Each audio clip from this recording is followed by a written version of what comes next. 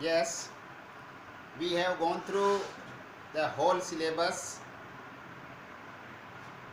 Now, I think we are meeting for the last time in this session. Although there is no foundation, you may ask at any time whenever you feel any query. We are to finish with short notes. They may be there in your exam,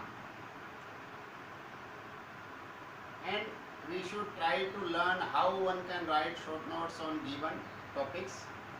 No doubt related with this the vendor of sweets. Try to understand. Yes, question may be like this: write short notes on the following points in reference to the novel The Vendor of Sweets. Vendor of sweet novel के संदर्भ में आप इन बिंदुओं पर टिप्पणी लिखिए या short note लिखिए। पहला बिंदु क्या है? देखो, गांधीज्म।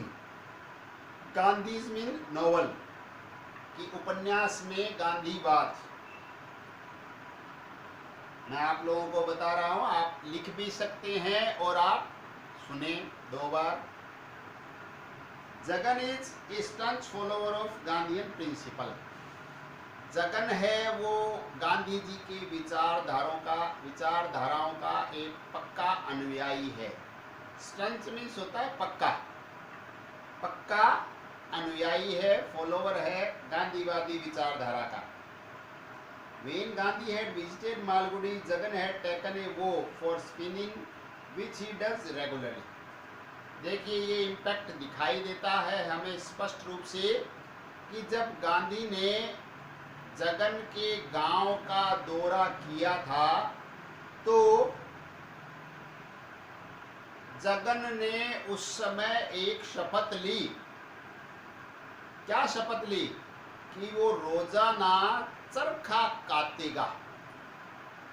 तो वो शपथ वो आज तक निभा रहा है और चरखा काट रहा है। ये गांधी का बड़ा भारी इम्पैक्ट है। वर्षों बाद तक एक व्यक्ति की एक यात्रा का इम्पैक्ट अगर नजर आता है, that is great. Gandhi had first visited Malgudi in 1937 and had addressed the vast crowd on the sand of the river. 1937 में गांधी जी ने मालगुडी का दौरा किया था, ऐसा बताया जाता है। मालगुडी R.K. नारायण के द्वारा रचित स्थान का नाम है। अब 1937 में गांधी जी वहां आए और एक बड़ी संख्या में एकत्रित लोगों को संबोधित किया, जो कि समुद्र किनारे की मिट्टी पर बैठे थे। कोई मंच और कोई फॉर्मल ऐसी व्यवस्था नहीं थी। लोग नीचे बैठे थे और गांधी ने उन लोगों को संबोधित किया। He had asked persons to do service to their motherland, to release her from the bondage of the foreign rule. देखो, गांधी ने आह्वान किया था, ये आपको हमें सभी को पता है कि अपनी जो मदरलैंड है, मातृभूमि है, उसकी सेवा के लिए आगे आए। मातृभूमि की सेवा के लिए आगे आए और उसे जो विदेशी शासन था उससे मुक्ति दिलाएं, ऐसा गांधी ने आह्वान किया। और उनके आह्वान का निश्चित रूप से बड़ा पॉजिटिव इम्पैक्ट आया। लोगों ने सकारात्मक रूप से सहयोग किया, आगे आए और परिणाम आपके सामने है। Jagan had come under his spell and had joined the national movement. Jagan जो हमारे इस उपन्यास the vendor of the sweets का नायक है, मुख्य प्रधान पात्र है, वो भी गांधी के उस प्रभाव में आया। स्पेल का मतलब होता है जादू। कि वो गांधी के जादू से बच नहीं पाया, गांधी के जादू में आया और आंदोलन में कूद पड़ा, आंदोलन में कूद पड़ा।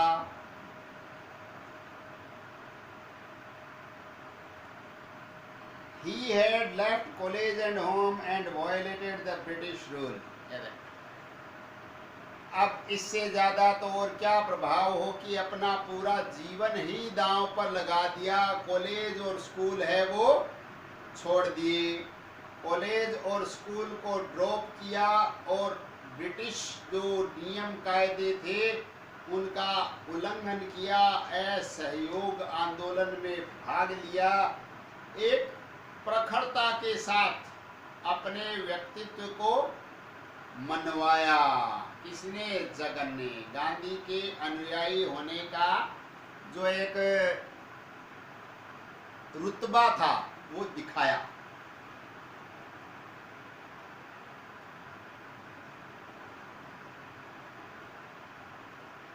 Neither the beating by the police nor the prison life would shake his patriotism. कि पुलिस वालों ने पीटा भी, जेल में भी डाला, पर उससे उनकी मातृभक्ति है वो देशभक्ति प्रभावित नहीं हुई। Over 20 years ago, he had rushed into the British collector's bungalow and climbed the roof in order to bring down the Union Jack and plant the Indian flag in its place. देखो, 21 साल पहले मतलब अपने चरम दिनों में जगन है वो कलेक्टर की छत पे चढ़ गया था और जो यूनियन जैक उनका झंडा था उसको उतारा और अपने वाला झंडा राष्ट्रीय ध्वज पहनाने का वहां पे प्रयास किया था। He recollects how Mahatma Gandhi used to address huge assemblies on the sands of the river and he had felt the whole life change when he heard that voice. वो याद करता था बार बार कि गांधी कैसे हजारों हजारों लोगों को नदी के किनारे की मिट्टी पर बैठाकर संबोधित किया करते थे और उनके संबोधन से लोगों का जीवन बदल जाया करता था। He believes in Gandhi's Satyagraha, his अहिंसा and non-cooperation. गांधी के तीनों ही सिद्धांतों में बड़े प्रखरता के साथ विश्वास करते थे। कौन? जगन। कौन से थे? देखो, सत्याग्रह, अहिंसा और नॉन कोऑपरेशन, तीनों सिद्धांतों को उन्होंने अपनाया अपने जीवन में। He uses these principles in tackling his own household problems caused by Malin's fantastic demands. और इन सिद्धांतों को अपने घर में भी उसका बेटा जब कोई उटपटांग मांगे करता था तो उनको सुलझाने में इन सिद्धांतों की मदद लिया करते थे। He is so much hypnotized by Charkha that he takes it even to the retreat where he settles after the renunciation. Gandhi के चरखा वाला सिद्धांत से इतना अधिक प्रभावी था कि जब दुनियादारी छोड़कर गया अपनी दुकान घर सब, तो भी चरखा साथ में लेके गया कि वहां पे भी मैं जीवन में चरखा तो काटना जारी रखूंगा। He says that Gandhi never made reference to sales tax. Moreover, Gandhi has been misunderstood. क्या करें? देखो कि गांधी ने कभी भी टैक्स वगैरह के बारे में कुछ नहीं कहा, लोगों ने उनका गलत समझा है। Jagan's sister condemned him from following Gandhi, ignoring caste and dining with untouchables. Thus, Gandhi reigns supreme in the novel.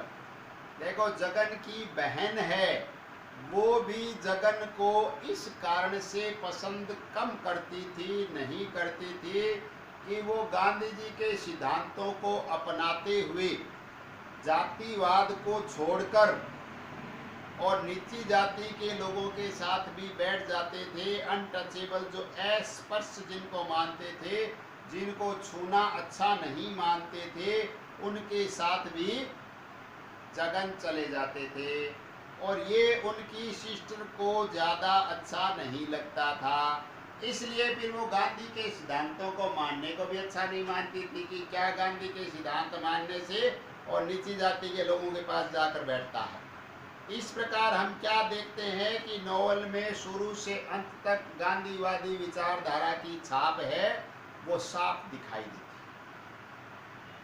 अब अगला शॉर्ट नोट आप देखिए, हिंदुइज्म इन द नॉवल, कि उपन्यास में हिंदुत्व का प्रभाव।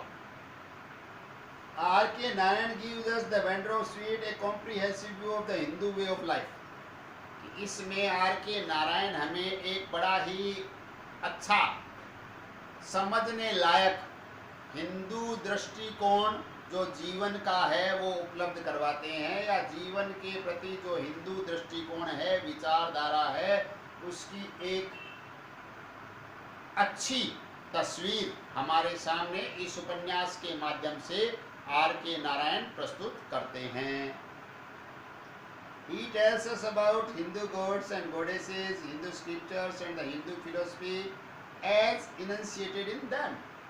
कि वो हमें हिंदू देवी देवताओं के बारे में ही नहीं बताते हैं, बल्कि हिंदू स्क्रिप्चर्स जो धार्मिक पुस्तकें हैं हिंदुओं की, उनके बारे में भी बताते हैं कि हिंदुओं की धार्मिक पुस्तकें कितनी शानदार रही। हिंदू फिलोसॉफी, हिंदुओं का जो दर्शन है वो कितना अच्छा रहा, उसके बारे में भी बताते हैं। एज इनशिट, जैसा उनमें वर्णन किया गया है वो सारा का सारा इन्होंने बताने का अपने उपन्यास के माध्यम से प्रयास किया है।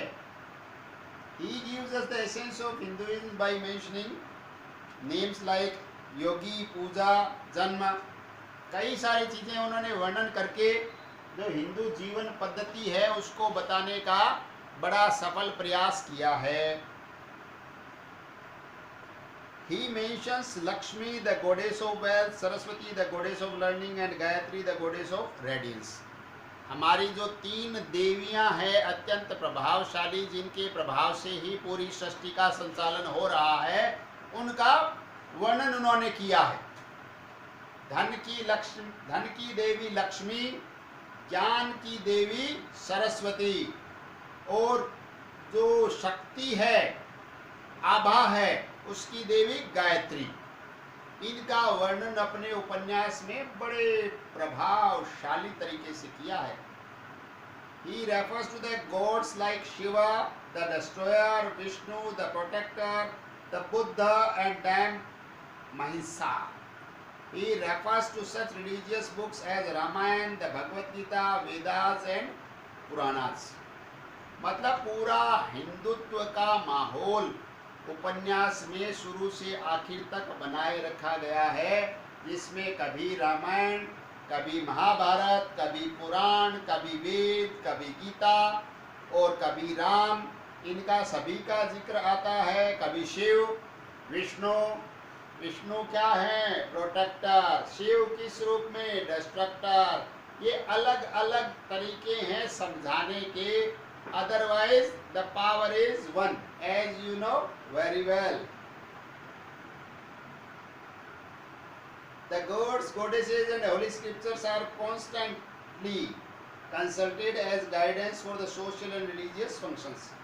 हमारे जैसे कि सामाजिक परंपराओं में सदैव रहा है, क्या रहा है कि देवी देवताओं और जो हमारी पवित्र पुस्तकें हैं उनका मार्गदर्शन सदैव चाहा गया है। जब कभी भी हम कोई अच्छे कार्य के लिए बैठते हैं तो हम सदैव देवी देवताओं का आह्वान करते हैं, उनसे प्रार्थना करते हैं कि हे ईश्वर, मेरे इस कार्य को निर्विघ्न रूप से संपन्न कराने में मेरी मदद करें, मुझे सहायता दें।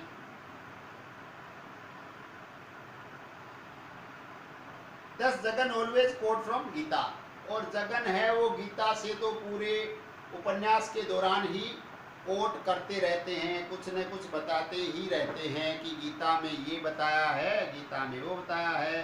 The cousin try to cheer up the gloomy Jagan, reminding him of his own reading of the Gita, and one should not bind himself to attachment।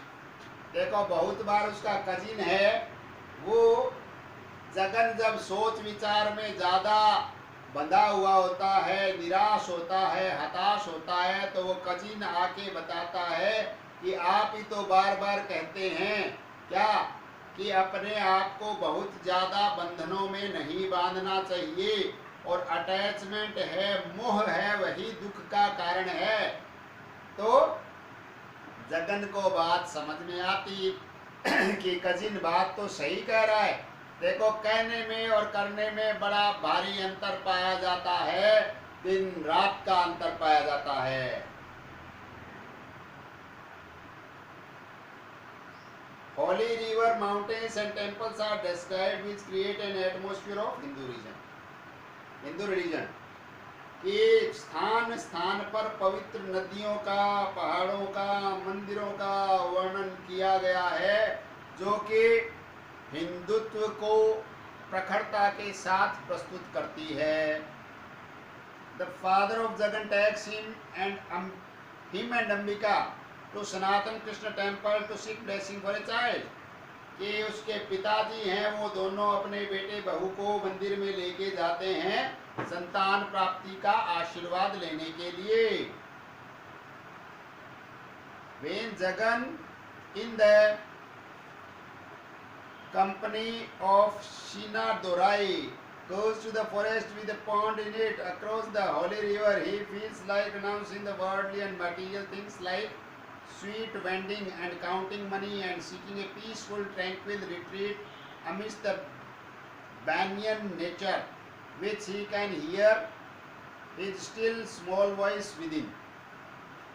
देखिए, जब वो दुनियादारी को छोड़कर और जो छीना दुराई लास्ट में व्यक्ति उनको मिलता है, उसके साथ जब जंगल में जाता है जगन, तो वहाँ पे ये जीवन पर्यंत जो धार्मिक चीज़ें पढ़ी है, सुनी है, समझी है, माहौल में रहा है, उनका प्रभाव वहाँ परिलक्षित होता है। और वहाँ जाके दुनियादारी की ये चीज़ें कौन सी, मिठाई बेचना, पैसे गिनना, ये छोड़ देता है सब कुछ, और पीसफुल, ट्रैंक्विल, एकदम शांत चित्त होकर वहाँ पर ईश्वर की आराधना करने का प्रयास करता है, जो कि पुनः हिंदू धर्म में स्थापित मानदंडों के अनुरूप ही है कि एक अवस्था के उपरांत मनुष्य अपने आप को ईश्वर को समर्पित कर दे, ईश्वर की सेवा में, ईश्वर की याद में, और अपने आत्म कल्याण में, मोक्ष प्राप्ति हेतु अपना प्रयास सर्वोत्तम करे। Thus, the Hindu atmosphere, the Hindu philosophy and spiritualism are discussed throughout the novel। तो हम क्या देखते हैं कि शुरू से आखिर तक जो हिंदू दर्शन है, हिंदू अध्यात्मवाद है, वो पूरे माहौल को प्रभावित किए रख रहा है। पूरे उपन्यास का माहौल है वो उनसे प्रभावित है। Discuss through out the novel की पूरे उपन्यास में ही हिंदू दर्शन है वो छाया हुआ है। It is true that Narayan cannot write his tales and novels without Krishna, Ganesh, Hanuman, astrologers, pandit and Devdas. ये देखिए, आर के नारायण के उपन्यासों में बेटा ये तो मिलेंगे ही मिलेंगे। ये उनकी एक जीवन शैली में ही आया है। लाइफ स्टाइल ऑफ आर के Narayan was made in such a manner that he could not separate himself from Krishna, Ganesha, Hanuman, astrologers, pandits, even Devdasis minded that all these things were there in his personality, in his day-to-day life. R.K. Narayan was involved in all these aspects of Hindu lifestyle. You are to attempt like this. If a note on Hinduism in the vendor of sweet is asked. Now last, अंतिम बिंदु क्या है पता है? Indianness in the novel.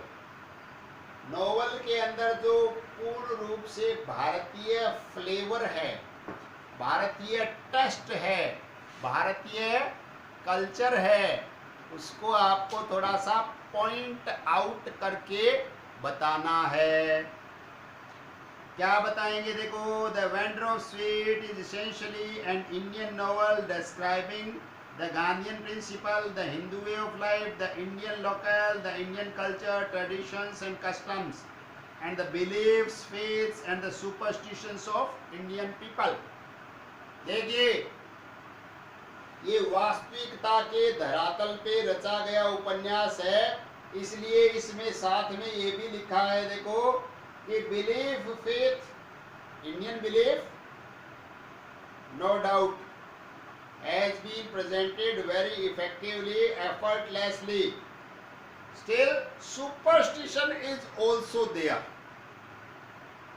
because it is also the part and parcel of Hindu life, Indian life।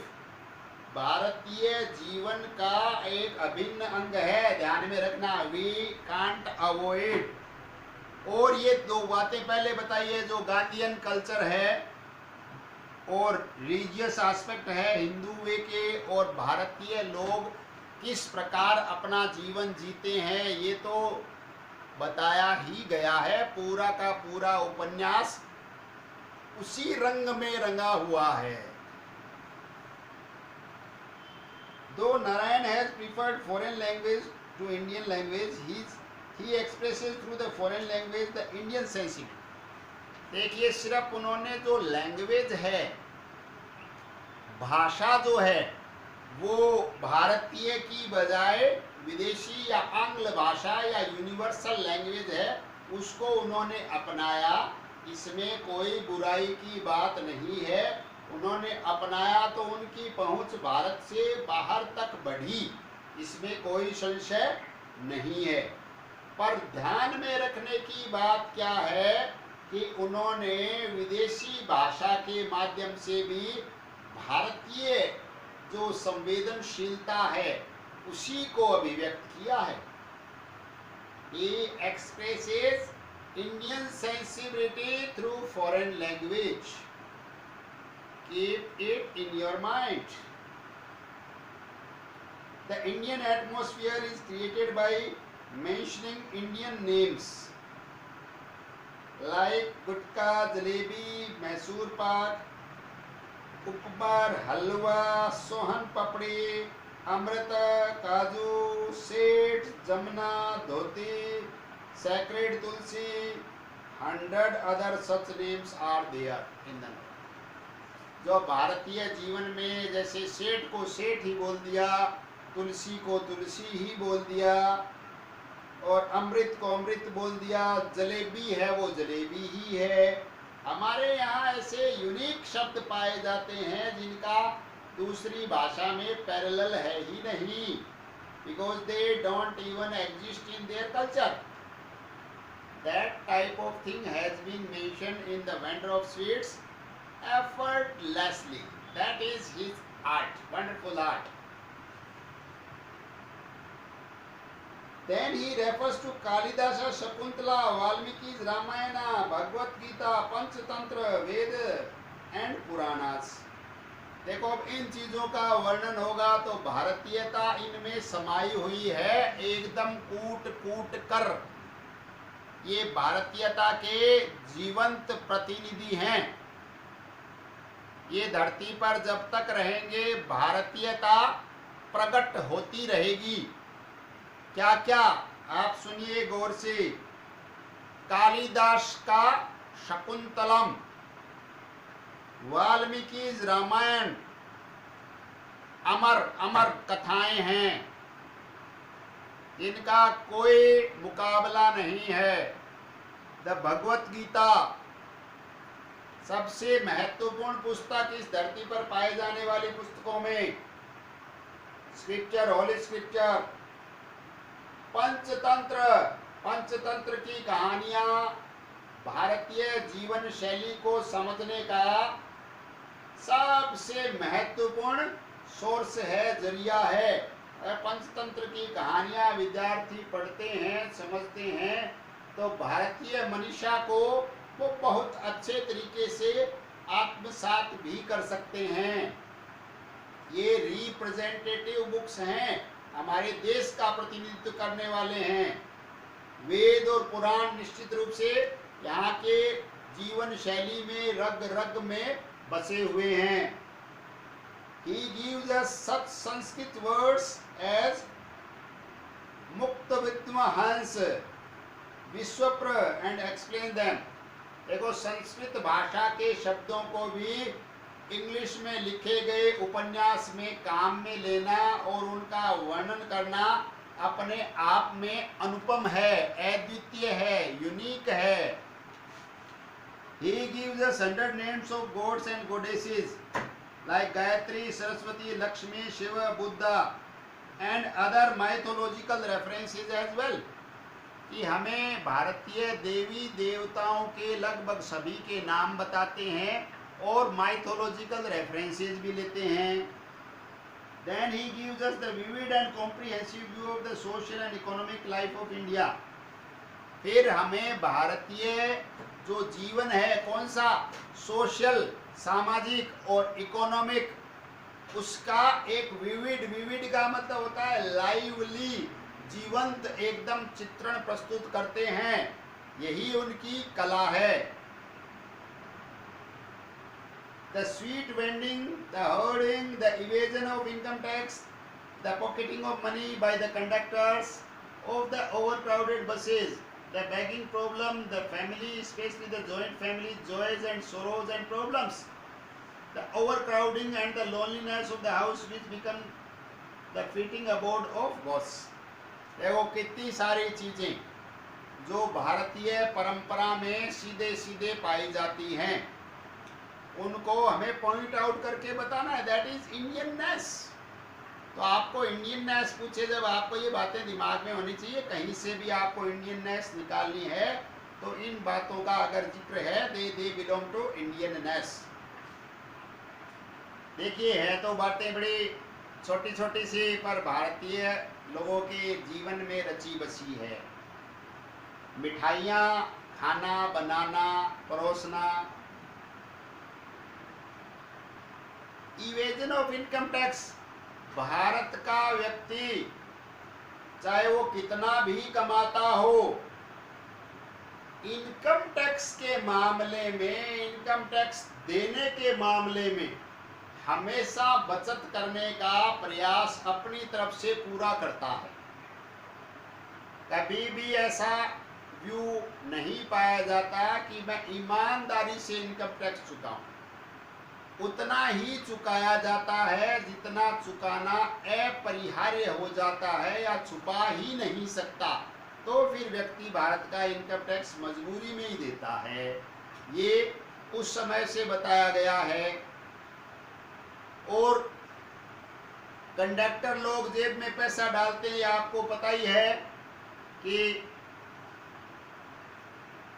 80 रुपए किराया होता है तो 50 रुपए में ले जाते हैं, टिकट देते नहीं हैं, 50 अपनी जेब में डाल लेते हैं। ये भारत की बहुत ही साधारण बातें हैं, दूसरों को स्ट्राइकिंग लग सकती है। बैगिंग प्रॉब्लम यहाँ आपको सब जगह भिखारी मिलेंगे। अब आप इसको समस्या के रूप में ही लेंगे। और ख़ास तौर से जो जॉइंट फैमिली है उसके बारे में बताया है, sorrows and problems and joys. देखो उसके परेशानियां भी है तो आनंद भी है। अपने अपने हर एक जो पहलू है जीवन का, उसके एडवांटेज डिसएडवांटेज दोनों होते हैं। वो उन्होंने बड़े ही स्पष्ट तरीके से प्रदर्शित किए हैं। और घर जो सुनना रह जाता है, इसको अपने बोलते हैं loneliness of home, fitting aboard of ghost. तो भारत में उन घरों को क्या बोलते हैं जिनमें कोई नहीं रहता? भूतहा घर। जो सुनसान है लंबे समय से, तो फिर वहां भूतों का निवास है ऐसा मान लिया जाता है। The marriage of Jagan has been described in detail. देखो जगन की शादी से हमें भारतीय परंपरा में शादी किस तरीके से होती है ये पता चलता है। It has been celebrated with pomp and fanfare, कि लोगों को इकट्ठा करके और बड़े ताम धाम के साथ जगन की शादी को अंजाम दिया गया। Narayan gives us the comprehensive and charming view of Indian marriages with its festivity, its tension, its problem of dowry and quarrel, when the brides do not bring from their home solid gold waistband. देखिए बड़े simple तरीके से और ये सारी बातें एक ही उपन्यास में डाल दी है कि भारतीय जो शादी होती है उसमें क्या होता है कि उसका एक अपना आकर्षण है, ये दूसरे लोग बड़ा उसको एंजॉय करते हैं, त्योहार के जैसा होता है, साथ में जिसके घर में शादी होती है उसको टेंशन भी फ्री होती है, वो तनाव में ही दिखाई देता है, एंजॉय बहुत कम कर पाता है। इसीलिए मैंने आपको क्या कहा कि दूसरे के शादी होती है तो लोग बड़ा एंजॉय करते हैं, खुद के घर में विवाह होता है तो तनाव में ही निकलता है समय कि ये नहीं हुआ ये नहीं हुआ। प्रॉब्लम ऑफ डोरी, दहेज की समस्या भारतीय समाज की बड़ी समस्या उस समय भी थी, अब आपको पता है। quarrel when the bride not bring from their home solid gold waistband, और बाद के झगड़े ताने बाने बहुत सारी चीजें, जब वधू है दुल्हन है वो ये बैंड क्या है बेटा, तागड़ी जो बोलते हैं सोने का, वो नहीं लाई, या ये लियाई वो नहीं लाई, या उसके तो ये हो गया हमारे ये नहीं हुआ, ऐसी बहुत सी बातें जो कॉमन फिनोमिना भारतीय समाज का है।